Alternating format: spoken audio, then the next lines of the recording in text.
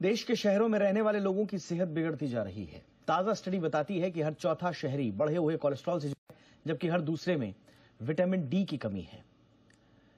इसके अलावा 8% लोगों में एनीमिया है। चिंता की बात यह है कि भारत में हर तीसरा शहरी डायबिटीज का शिकार है। आज हम इसी स्टडी का विश्लेषण करेंगे, जानेंगे कि शहरी लोगों की सेहत में सुधार के लिए क्या करना होगा। मेरा नाम है दीपक डोभाल, आप देख रहे हैं आपकी खबर आपका फायदा। पहले देखिए रिपोर्ट।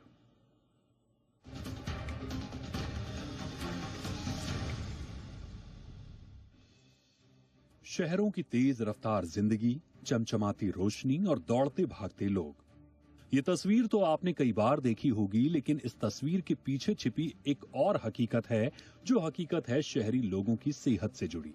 आपको ये जानकर हैरानी होगी कि शहरों में हर चौथे शहरी का कोलेस्ट्रॉल बढ़ा हुआ है, हर दूसरे को विटामिन डी की कमी है और 8% लोग एनीमिया से ग्रसित हैं। ये चौंकाने वाले आंकड़े 2024 में हुए एगिलस डायग्नोस्टिक्स वेलनेस स्टडी में सामने आए हैं, जिसमें 1.5 लाख शहरी लोगों के हेल्थ चेकअप्स का विश्लेषण किया गया। रिपोर्ट बताती है कि नॉन कम्युनिकेबल डिजीज जैसे डायबिटीज, स्ट्रोक, कैंसर और हार्ट डिजीज अब भारत के लिए एक गंभीर स्वास्थ्य चुनौती बन चुके हैं। WHO के मुताबिक भारत में लगभग 60% मौतें एनसीडीज के कारण हो रही हैं। पिछले शोधों ने पहले ये संकेत दिया था कि हर चौथा भारतीय इन बीमारियों के कारण मौत के खतरे में है, लेकिन एगिलस डायग्नोस्टिक्स वेलनेस स्टडी ने इस संकट को और गहराई से समझाया है। रिपोर्ट के मुताबिक 27% शहरी भारतीयों के HbA1c, जो खून में ग्लूकोज की मात्रा को मापता है, उसके स्तर बढ़े हुए हैं। इसका मुख्य कारण ज्यादा शुगर का सेवन, प्रोसेस्ड फूड की खपत और कम फिजिकल एक्टिविटी है। स्वास्थ्य विशेषज्ञों के मुताबिक भारत में ज्यादातर व्यक्ति को डायबिटीज है और इतनी ही संख्या में लोग डायस्लीपाइडीमिया यानी कोलेस्ट्रॉल असंतुलन से जूझ रहे हैं। यही नहीं, विटामिन डी को लेकर अब मेडिकल गाइडलाइंस बदली गई हैं, जिनमें विटामिन डी का स्तर 10 नैनोग्राम प्रति मिलीमीटर से कम है। जिनके स्तर 10 से 20 के बीच, उन्हें हड्डियों या इम्यूनिटी की समस्या है, उन्हें डॉक्टर की सलाह लेनी चाहिए। जिनके विटामिन डी स्तर 20 से अधिक हैं, उनके लिए डाइट में सुधार की जरूरत है। शहरों में विटामिन डी की कमी के पीछे कई कारण हैं। स्मॉग के कारण सूरज की किरणें जमीन तक नहीं पहुंच पाती। शहरी इमारतें सूरज की रोशनी को घर के अंदर आने नहीं देती। भारतीय त्वचा में अधिक मेलानिन होता है, जो यूवी किरणों को अवशोषित करता है। स्वास्थ्य विशेषज्ञ ये भी मानते हैं कि विटामिन और मिनरल्स की कमी से इम्यूनिटी और मस्तिष्क कार्य प्रणाली कमजोर होती है। थायराइड और लिपिड असंतुलन जैसी समस्याएं अक्सर तब तक ध्यान में नहीं आती जब तक ये गंभीर नहीं हो जाती। ऐसे में एनसीडी से बचाव के लिए जीवन शैली में बदलाव जरूरी है। विटामिन डी की कमी को पूरा करने के लिए धूप में समय बिताएं, संतुलित आहार लें, प्रोसेस्ड फूड और शुगर का सेवन कम करें, नियमित व्यायाम करें, हर दिन कम से कम 7 घंटे की नींद लें। ये कुछ उपाय हैं जिनके जरिए आप काफी हद तक एनसीडीज यानी नॉन कम्युनिकेबल डिजीज से बच सकते हैं। शहर की चकाचौंध भले ही देखने में सुंदर लगती हो, लेकिन इसके अंदर छिपे स्वास्थ्य संकट को अनदेखा नहीं किया जा सकता। शहरी जीवन शैली को बदलना ही इस समस्या का सबसे बड़ा समाधान है। ब्यूरो रिपोर्ट, जी मीडिया। बहुत ही खास मेहमान इस वक्त हमारे साथ जुड़ चुके हैं। स्वागत करते हैं डॉक्टर गौतम भंसाली का। जाने माने स्वास्थ्य विशेषज्ञ हैं देश के आप और सीनियर फिजिशियन हैं बॉम्बे हॉस्पिटल में। बहुत बहुत स्वागत है डॉक्टर भंसाली आपका हमारे शो पे। हमारे साथ हैं डॉक्टर अरुण के चोपड़ा, आप हार्ट मामलों के जाने माने जानकार हैं और डायरेक्टर हैं कार्डियोलॉजी फोर्टिस एस्कॉर्ट्स हॉस्पिटल में। गुड इवनिंग सर, बहुत बहुत स्वागत है डॉक्टर चोपड़ा आपका हमारे शो पे। और हमारे साथ हैं doctor Sudhir Kumar, senior neurologist Apollo hospitals Hyderabad से। डॉक्टर सुधीर कुमार सर, आपका भी बहुत बहुत स्वागत है सर शो पे। चर्चा की शुरुआत में डॉक्टर चोपड़ा आपसे करना चाह रहा हूं, क्या वाकई में ये जो ताजा स्टडी आई है, हम ये मान के चलें कि high cholesterol, insufficient vitamin D, anaemia, क्या वाकई में अर्बन इंडिया एक हेल्थ क्राइसिस से गुजर रहा है सर?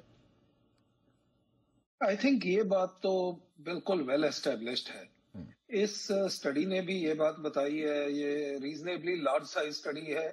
इसमें 1.5 लाख मरीज थे और जैसे कि आपने बताया 25% से ऊपर लोगों को हाई ब्लड कोलेस्ट्रॉल है, डायबिटीज की प्रेवलेंस बहुत बढ़ रही है, अनीमिया काफी है। सो ये सारी चीजें काफी वेल एस्टेब्लिश्ड हैं।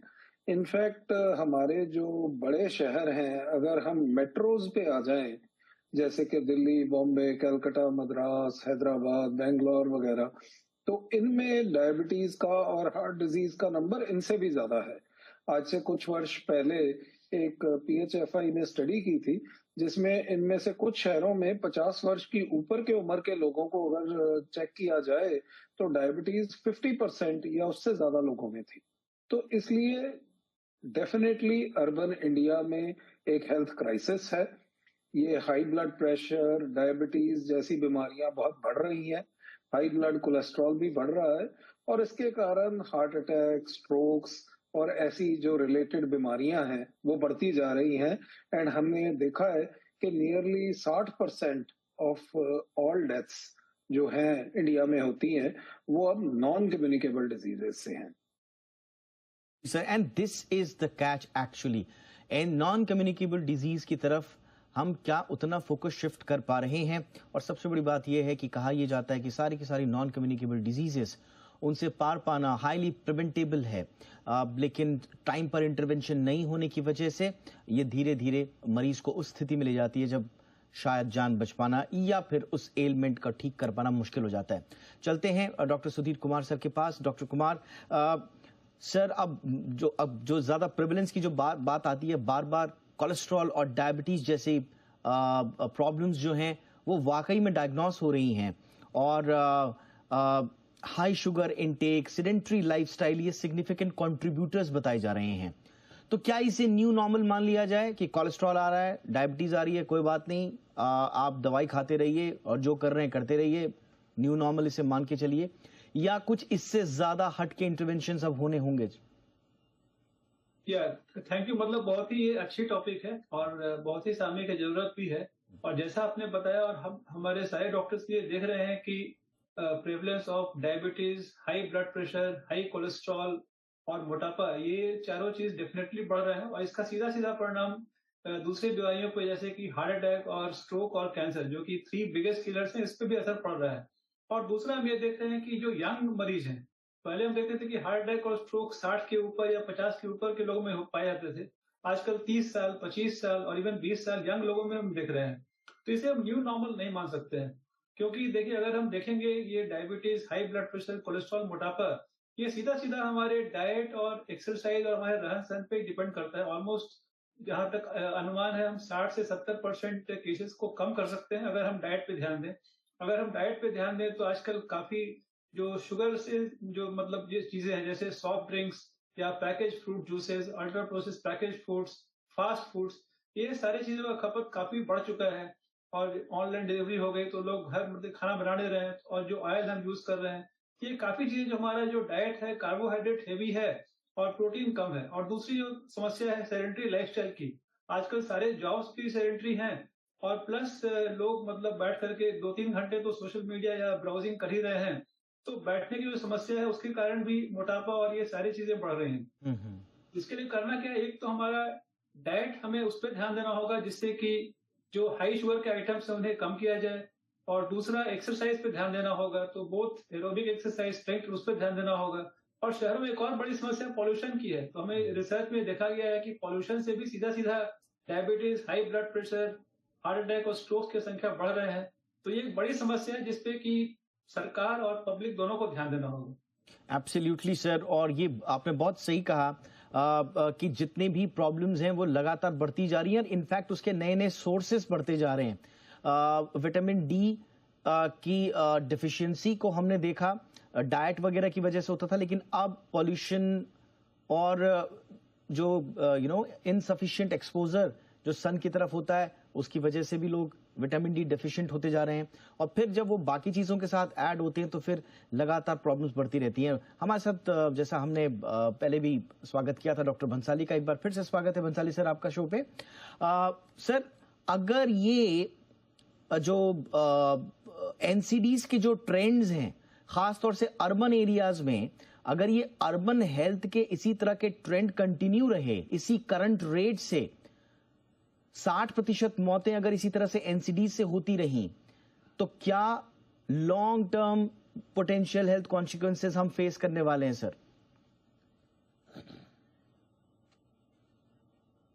डेफिनेटली दीपक जी, पहली बात तो आपने एक इतना अच्छा टॉपिक उठाया, वही उसके लिए आपको बहुत बहुत धन्यवाद। एक तरफ तो पूरा वर्ल्ड कम्युनिकेबल डिजीज की वजह से परेशान है। पहले हम लोग कोविड से बाहर निकले, अभी HMPV जैसे जो इतना भयावह नहीं है, बट एक के बाद एक कम्युनिकेबल डिजीज जो है या सीजनल बीमारियां होती है उससे परेशान हो रहे हैं। और उससे ज़्यादा अभी जो प्रॉब्लम है या काफ़ी समय से प्रॉब्लम चल रही है लेकिन वो नोटिस नहीं थी या इस तरह से स्टडीज नहीं आई थी, नॉन कम्युनिकेबल डिजीज, जैसे चाहे वो हार्ट की बीमारी हो, चाहे वो स्ट्रोक की बीमारी हो, चाहे वो किडनी की बीमारी हो या चाहे कैंसर की बीमारी हो। और ये सबका अगर आप डिटेल में जाके देखें तो सबका रीजन एक ही मालूम पड़ता है, वो है लाइफस्टाइल। आज आदमी की जो लाइफस्टाइल जिस तरह से हो गई है उसकी वजह से हिंदुस्तान हमारा डायबिटीज का कैपिटल बन चुका है, वर्ल्ड का कैपिटल बन चुका है। आज हिंदुस्तान हमारा डिस्लिपिडीमिया मतलब हाई कोलेस्ट्रॉल और हाई ट्राइग्लिसराइड का वर्ल्ड कैपिटल बन चुका है। आज हमारा हिंदुस्तान फैटी लिवर का, अगर आप वो केसेस देखें तो भी वर्ल्ड में हाईएस्ट केसेस हमारे हिंदुस्तान में मिलेंगे। ऑल्दो हमारी पॉपुलेशन भी ज्यादा है लेकिन फैटी लिवर के भी केसेस मिलेंगे। सो इस तरह से जो ये नॉन कम्युनिकेबल डिजीज के केसेस जिस तरह से बढ़ते जा रहे हैं, हाई चांसेस होते हैं हार्ट अटैक आने के, ब्रेन अटैक आने के, किडनी प्रॉब्लम होने के, जो हमको साइलेंटली पता नहीं चलता। ये एक साइलेंट अटैक जिसे कह सकते हैं वो होने वाला है और वो होने की तरफ हम आगे बढ़ रहे हैं। अगर इनका कारण पता करें, जो ये अर्बन स्टडीज जो डेटाज आए हैं उनमें अगर आप ढंग से देखें, जो भी यूथ है, जो भी जो वर्किंग क्लास के लोग हैं, जो आजकल ऑफिस गोयर लोग हैं, उनका अगर लाइफस्टाइल देखो, हस्बैंड वाइफ दोनों काम करते हैं, दोनों घर पे आते हैं, लेट रात को घर पे आते हैं, तब कोई यहाँ से ऑर्डर करता है तो कोई वहां से ऑर्डर करता है। अनहेल्दी फूड सबसे ज्यादा, अनहाइजेनिक फूड सबसे ज्यादा खाने में वो है।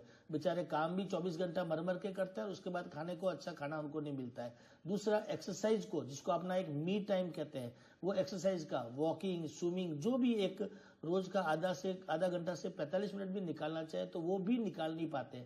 और तीसरा जो सबसे बड़ा रीजन है, लेक ऑफ स्लीप, नींद बराबर नहीं रहना। जो एक नॉर्मल व्यक्ति के लिए 6 to 8 आवर साउंड स्लीप होनी चाहिए, वो सारी चीजें नहीं होती है। और वो नहीं होने के, साउंड स्लीप नहीं होने की वजह से आप जो भी उनके मेटाबॉलिक पैरामीटर अगर आप देखेंगे तो सारे डिस्टर्ब मिलते हैं यंग एज के अंदर। आजकल कार्डियक इवेंट या स्ट्रोक के इवेंट या अनकंट्रोल्ड डायबिटीज के इवेंट ज्यादा मिल रहे हैं 30, 35, 40, 45, 50 साल की उम्र के अंदर। एक बार आदमी 50 क्रॉस कर जाता है तो उसके बाद तकलीफें फिर भी कम आती है। ये ट्रेंड जो है ये एक बहुत ही चिंताजनक है। जैन जी से लेकर के जैन अल्फा बीटा सबके लिए ये एक बहुत बड़ा घातक चीज है और चिंताजनक है, जिसके बारे में हमको बहुत ही जल्दी सोचना चाहिए, जो बहुत ही जल्दी कुछ कदम उठाने चाहिए। Absolutely sir. तो ये वार्निंग्स हैं फ्यूचर के लिए, अगर जल्द कदम ना उठाए गए तो हमें कॉन्सिक्वेंसेस भुगतने पड़ेंगे।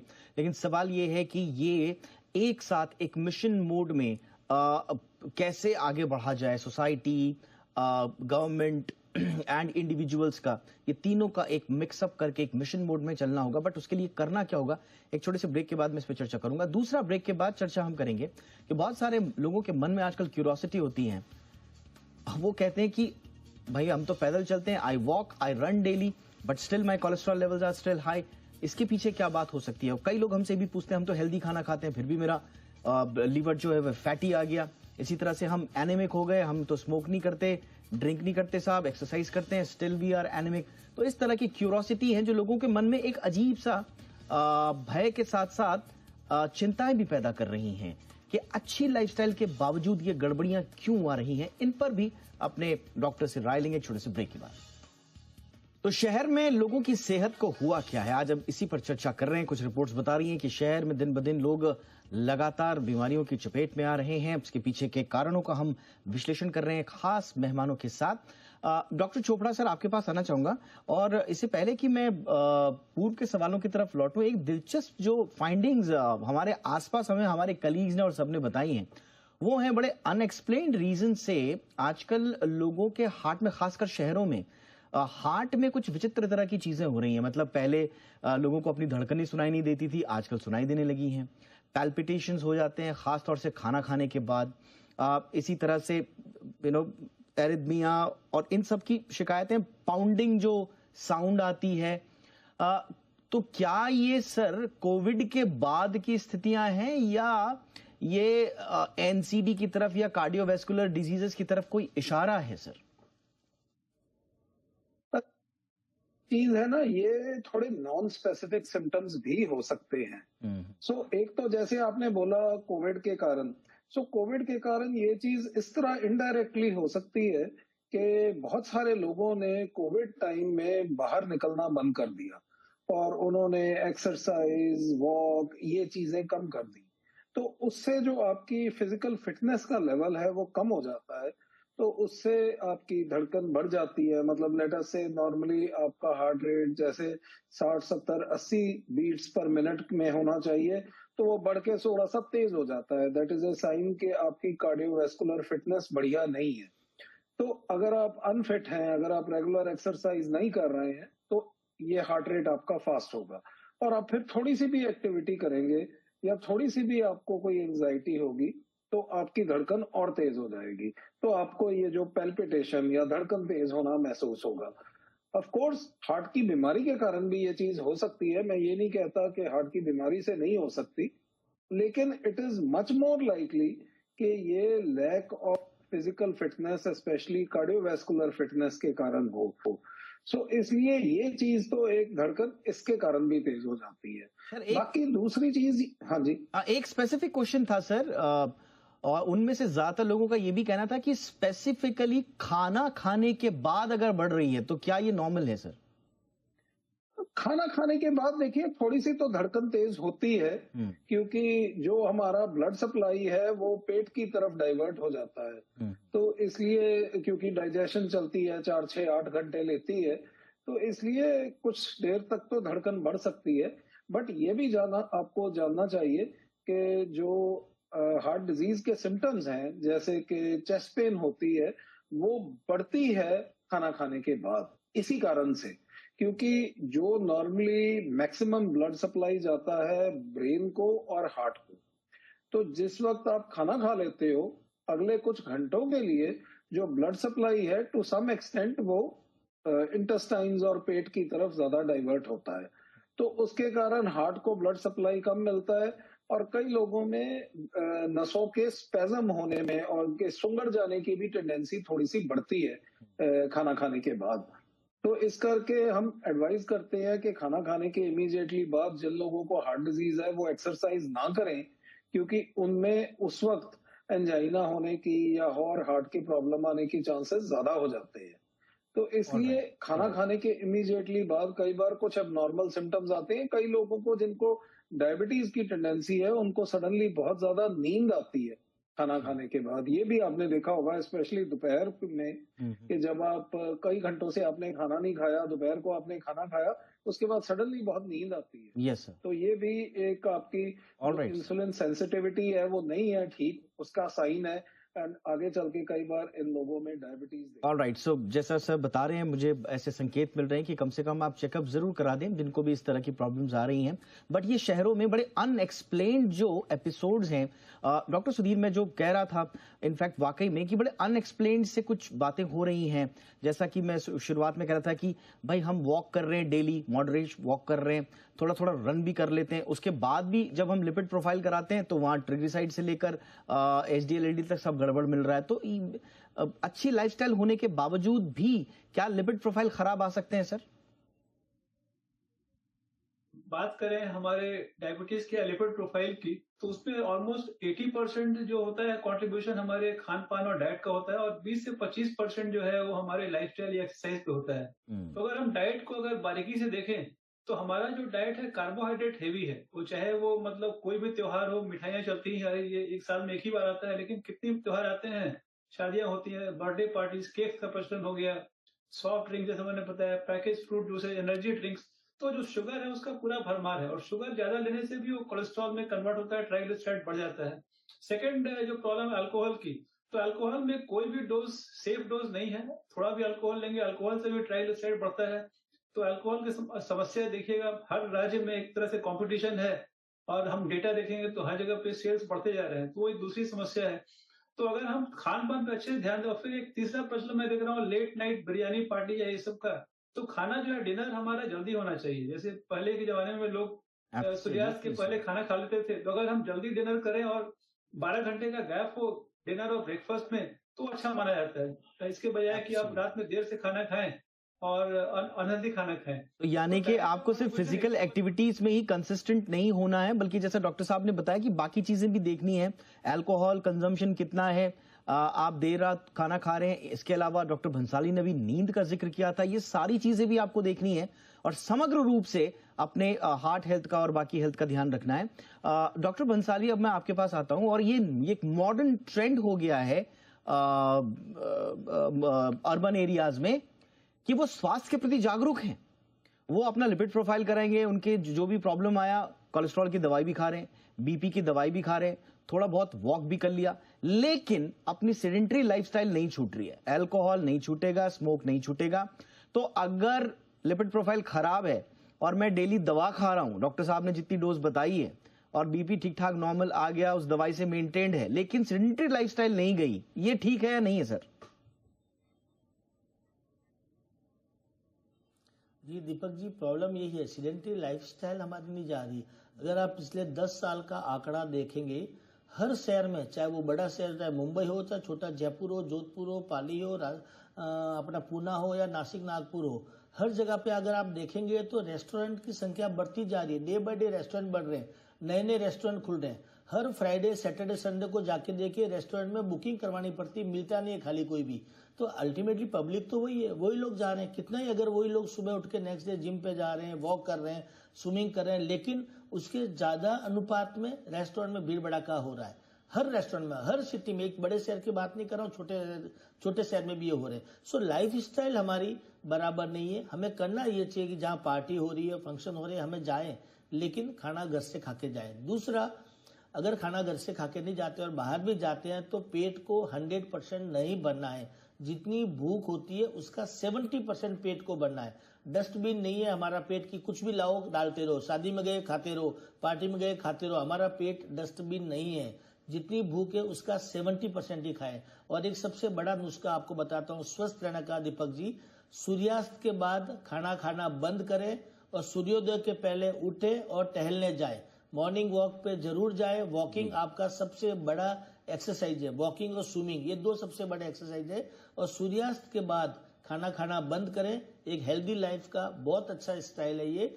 अगर आप सूर्यास्त के बाद खाना खाना बंद करेंगे, आप देखेंगे आपको साउंड स्लीप आएगी, जो नींद की प्रॉब्लम है वो खत्म हो जाएगी, आपका फैटी लिवर ठीक हो जाएगा, स्ट्रोक की बीमारियां, हार्ट अटैक की बीमारियां, डायबिटीज की बीमारी, इन सब बीमारियों पे अच्छी खासी लगाम लगेगी। Absolutely sir. और कितनी छोटी सी ये बातें हैं जो हमारे तीनों डॉक्टर्स ने आज बड़े बहुत ही आसान भाषा में आपको समझाया कि कैसे आप अपनी हार्ट हेल्थ से लेकर ओवरऑल हेल्थ मैनेज कर सकते हैं सिर्फ लाइफस्टाइल में सुधार। यहाँ पर किसी डॉक्टर ने कोई दवा नहीं बोला, यहाँ पर किसी डॉक्टर ने कोई आपको बहुत बड़ा परिवर्तन जीवन में लाने को नहीं बोला। सिर्फ स्ट्रीमलाइन करनी है अपनी डेली रूटीन को, और वही है बेसिक, जिसको कहते हैं ना चमत्कार बेसिक्स में ही होते हैं। तो चमत्कार जरूर होंगे, बस बेसिक लाइफस्टाइल पे आ जाइए, बुनियादी बातों का ध्यान रखिए, खुश रहिए, सुखी रहिए। इसी उम्मीद के साथ thank you so much doctor Gautam Bhansali sir, वक्त निकाला आपने, thank you sir. Doctor Arun के चोपड़ा सर, बहुत बहुत शुक्रिया sir. Doctor Sudhir Kumar sir, बहुत बहुत शुक्रिया सर आपका भी हमारे शो में आने के लिए। आपकी खबर आपका फायदा में इतना ही, इजाजत दें, नमस्कार।